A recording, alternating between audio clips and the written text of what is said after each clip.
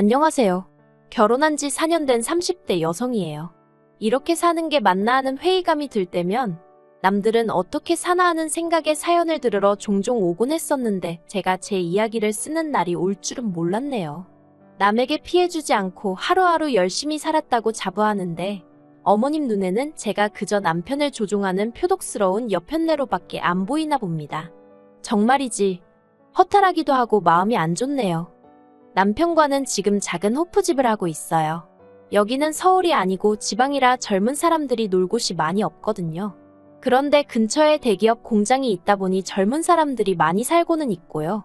그래서 저희가 그 덕을 톡톡히 보고 있네요. 한 달에 남편과 저 두 사람 몫으로 2천 정도는 가져가고 있거든요. 물론 이렇게 말하면 금방 재벌되겠다고 빈정대는 사람들도 있는데 저희 한 달에 하루 쉬면서 일하고 있어요. 솔직히 저도 사람이니 때로는 너무 지치고 힘들어서 메뉴를 줄일까 쉬는 날을 늘릴까 별별 생각을 하곤 합니다. 하지만 또 통장에 찍히는 돈을 보고 있으면 그런 선택을 내리기가 쉽지 않네요. 처음 이 일을 시작할 때 돈으로 워낙 마음고생을 해서 그런 것 같아요. 사실 처음 결혼할 때만 하더라도 저희가 이렇게 장사를 하게 될 줄은 몰랐어요. 저는 저대로 남편은 남편대로 직장 생활을 하고 있었으니까요. 다만 제 직업은 그렇게 돈이 되는 일은 아니었습니다. 작은 출판사에서 그림작가로 일하고 있었는데 월급은 200남짓이었고 그나마 외주 의뢰가 들어오면 4, 50 정도 더 버는 수준이었거든요. 반면에 남편은 3교대 생산직으로 월에 400 정도는 벌고 있었어요. 그래서 결혼할 때도 남편은 모아둔 돈이 1억 정도로 저희 2배 가까이 되더라고요. 하지만 결혼하고 얼마 지나지 않았을 때였습니다. 남편이 다니던 공장이 대대적으로 부서 개편을 했는데 그 과정에서 몇몇의 사내 조직이 문제가 되었던 모양이에요. 그리고 남편은 그 조직들 중 한 곳에 억울하게도 같이 일하는 팀장의 강요로 이름만 올리고 있었다는데 그게 화근이 되어 하루아침에 직장을 잃게 되었습니다. 결혼 당시 서로가 모아두었던 돈은 전부 다 집을 사는데 끌었었기 때문에 당장 다음 달부터 어떻게 먹고 살아야 할지 암담했어요. 그나마 결혼 생활을 하면서 다달이 제가 모아둔 돈이 있긴 했지만 언제까지 버틸 수 있을지 알 수 없었으니까요. 특히나 지역 특성상 대기업 공장은 남편이 다니던 곳 한 곳이 전부였거든요. 물론 작은 공장에 간다면 갈 수야 있었겠지만 월급부터 처우가 완전히 다를 건 안 봐도 뻔한 일이었고요. 그리고 까놓고 말해서 그나마 월급이 적지 않았으니 3교대여도 참고 다녔던 거지. 옆에서 지켜보니 3교대로 일을 한다는 게 말처럼 쉬운 일이 아니었어요. 남편 얼굴은 늘 푸석푸석했고 생기가 없었으니까요. 그러다가 우연히 인터넷에서 어떤 호프집에 관한 영상을 보게 되었는데 직감적으로 이건 되겠다 싶더라고요. 그리고 이참에 나도 돈 안 되는 직장은 그만두고 진짜 한번 치열하게 살아보자 하는 생각을 하게 되었지요. 그래서 남편에게 장사를 해보자 했습니다. 당신도 나도 경험은 없지만 어떻게든 한번 해보자고요. 그런데 문제는 자본이었어요. 알아보니 최소한 7천만 원은 든다던데 그때 제 수중에 정말 영혼까지 싹싹 털어도 2천만 원이 최대였거든요.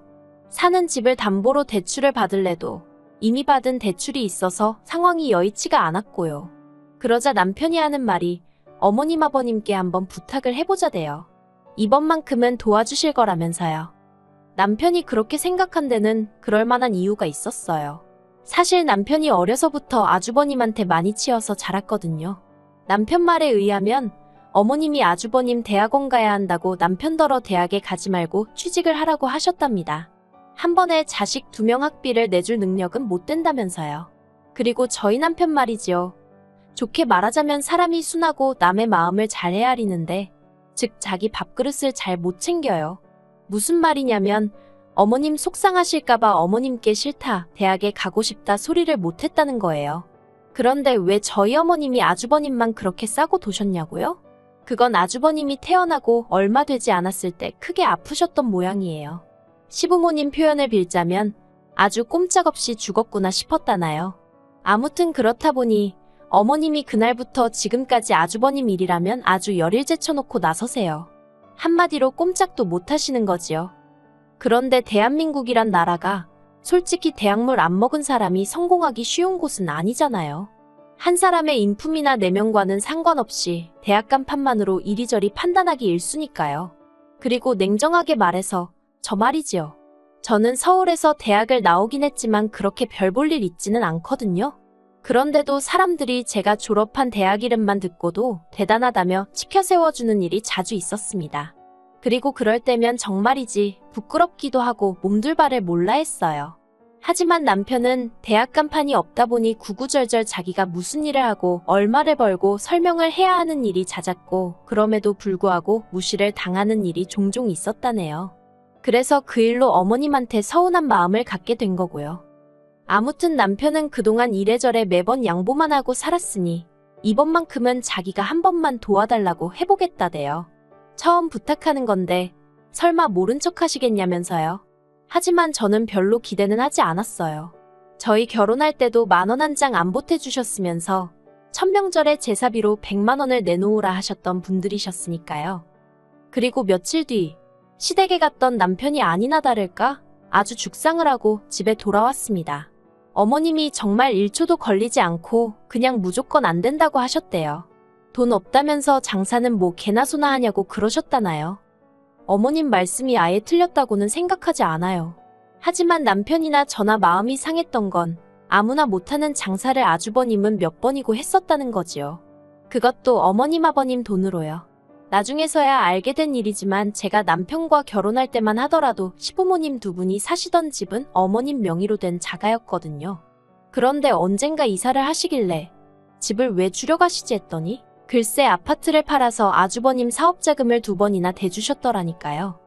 결국 저희는 친정부모님께 손을 벌렸습니다. 솔직히 친정부모님도 작은 가게를 운영하고 계시긴 했지만 노후가 완벽히 준비되었다곤 볼 수 없는 상황이었어요. 그런데 친정부모님이 선뜻 5천만 원을 빌려주시대요. 그게 가게를 담보로 했었다는 건 한참 후에서야 알게 되었고요. 이후로 저희는 정말 불철주야 열심히 살았습니다. 자기 사업하면서 고생 안 하는 사람은 없을 테니 그걸로 어디 자랑하자는 건 아니지만요.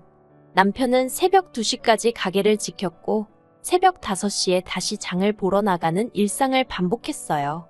저는 저대로 집안일을 오롯이 떠안게 되면서 오전 내내 집 청소에 빨래에 밀린 살림을 하고 점심부터는 남편과 함께 가게를 지켰습니다. 그러니 돈이 안 벌릴 수가 없었고 쓸 시간이 없었기에 자연스레 모이는 상황이었지요. 하루는 제가 목욕을 하다 재배를 봤는데 똥배는 온데간데 없고 소위 가죽만 남아있더라니까요. 남편 얼굴도 들여다보니 남편도 남편대로 정말 얼굴이 반쪽이 됐더군요. 정말 고생을 많이 했어요. 그리고 지난해 저희는 친정부모님께 빌린 돈도 갚았을 뿐만 아니라 가게도 확장을 하게 되었습니다. 어머님도 어떻게 아셨는지 연락을 해오셨는데 알고 보니 남편이 어머님께 보란듯이 자랑하고 인정을 받고 싶었는지 먼저 연락을 한 모양이더라고요. 그리고 그때부터 어머님의 태도가 눈에 띄게 달라지대요. 처음에 저희가 장사를 시작했을 때만 하더라도 어디 얼마나 버티나 두고 보잔 식으로 콧방귀를 뀌시던 분이셨는데 언젠가부터 일주일에 서너 번은 먼저 전화를 걸어 남편 건강을 잘 챙겨주라는 등의 잔소리를 하지 않으시나 가게 매상은 왜 또 그리 궁금해하시는지. 솔직히 저도 한두 살 어린애도 아닌데 어머님의 속내를 아예 몰랐겠어요? 순수한 마음으로 그러시는 게 아니라는 생각에 거리를 둘 수밖에 없었습니다. 그리고 그런 와중에 지난 달이었어요. 친정부모님과 모처럼 외식을 하려고 친정을 찾았는데 남편이 먼저 친정아버지 칠순 이야기를 꺼내더라고요. 당연히 저도 기억은 하고 있었고 어떻게 챙겨드려야 하나 그런 생각도 하고 있긴 했지만 솔직히 남편에게 어떻게 말문을 열어야 할지 살짝 고민을 하고 있었거든요. 그런데 남편이 먼저 친정부모님께 여행을 가고 싶으신지 아니면 뭐 필요한 건 있으신지 하고 여쭤보대요. 그러자 친정부모님께선 필요한 것도 없고 상관없으니까 신경 쓸 거 없다며 물어봐 준 것만으로도 고맙다고 웃음을 보이셨어요. 하지만 남편이 보인 반응은 생각지도 못한 것이었습니다. 남편은 그렇게 나오실 줄 알았다면서 벗어두었던 자켓을 가져오더니 그 안주머니에서 은행 봉투를 꺼내더라고요. 그 봉투를 친정부모님께 드리면서 부족하면 말씀하시라는데 친정부모님께서 용돈이냐며 처음엔 좋아하시면서 받으셨거든요.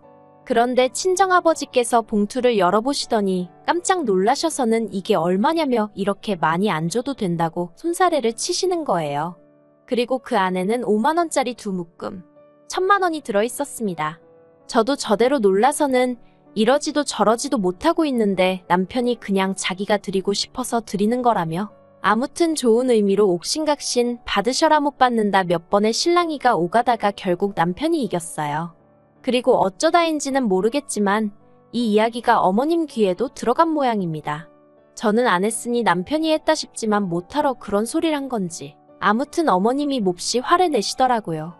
장사가 그렇게 잘 된다면서도 당신한테는 돈 100만 원 주질 않았으면서 어떻게 처가에다 1,000만 원을 냅다 줄 수 있냐고 제정신이냐고요. 그러자 남편이 보인 반응도 보통이 아니었습니다. 은혜를 갚은 거라면서 내가 정말 힘들다고 했을 때 어머니가 뭘 해주셨냐고 목에 핏대를 세우더라니까요. 저는 중간에서 속으로 고래 싸움에 새우등 터진다더니 내가 딱 새우꼴이네 그러고만 있었어요. 몸을 사리고 있던 거지요. 하지만 아니나 다를까 그 불똥이 저에게 튀었습니다. 어머님께선 당신이 아무리 생각해봐도 그 순하고 부모 말이라면 껌뻑 죽던 당신 아들이 저러는 건 다 저 때문이라고요. 급기야 어머님은 말 그대로 머리를 싸매고 드러누우셨어요. 상황이 최악으로 치닫게 된 거지요. 그리고 저희 남편, 솔직히 심성 자체가 착한 사람이거든요.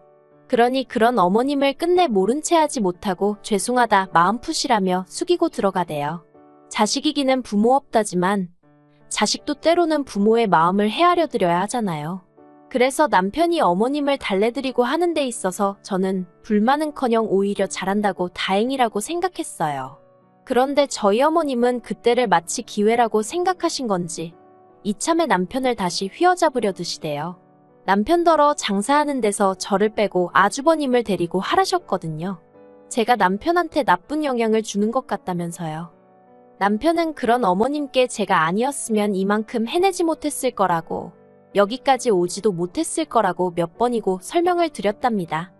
하지만 어머님께선 그마저도 제가 마치 남편을 세뇌시켰다는 식으로 치부하시면서 급기야는 저와 어머님 둘 중 한 사람을 고르라는 말도 안 되는 소리를 하시더래요. 남편이 그런 게 어딨냐고 말도 안 되는 소리 좀 하지 마시라고 했는데도 계속해서 한 사람만 고르라고 강요를 하셨다나요. 그래서 남편도 결국엔 그러면 자기를 믿고 시집온 저를 골라야지 않겠냐고 그랬고요. 그리고 그런 남편의 어머님이 화가 단단히 나셔서 그런 건지? 아니, 솔직히 무슨 정신으로 그러신 건지 지금도 정말 모르겠는데 말이지요. 글쎄, 저희 친정에 연락을 하셨더라니까요. 어머님이 저희 친정어머니더러 사위가 못 빠지게 일해서 번 돈인데 그렇게 홀랑 가져갈 수 있냐면서 양심도 없다고 당장 당신 계좌로 돈을 돌려보내라 하셨답니다. 당신이 저희한테 돌려주시겠다면서요. 정말이지. 저희 친정어머니가 상황 설명을 하시는데 목소리가 덜덜덜덜 떨리는 게 전화기 너머로 생생하게 느껴지대요. 친정부모님께는 어머님 말씀은 무시하시라 했지만 속에서 부글부글 화가 끓어올라서 미치겠더라고요. 그 길로 남편에게 어머님이 보이신 언행을 전했고 남편은 미안해서 어쩔 줄 몰라 했습니다. 자기도 자기 어머니가 경우가 없으신 건 알고는 있었지만 그 정도일 줄은 몰랐다면서요.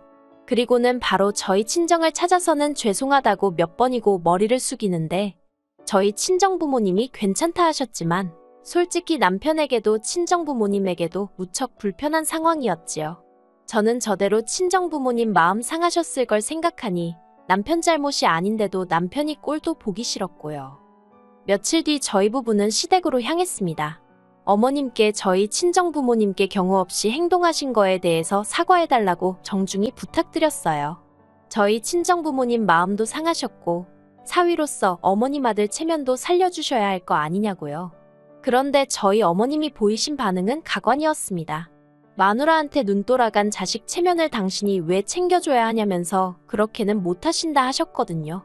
그러자 남편이 정말 이대로 영 끊어도 좋다는 거냐며 목소리를 높였고 어머님은 어머님대로 영 끊으려면 끊으라고 당신은 아쉬울 것 없다는 막말을 퍼부으시대요.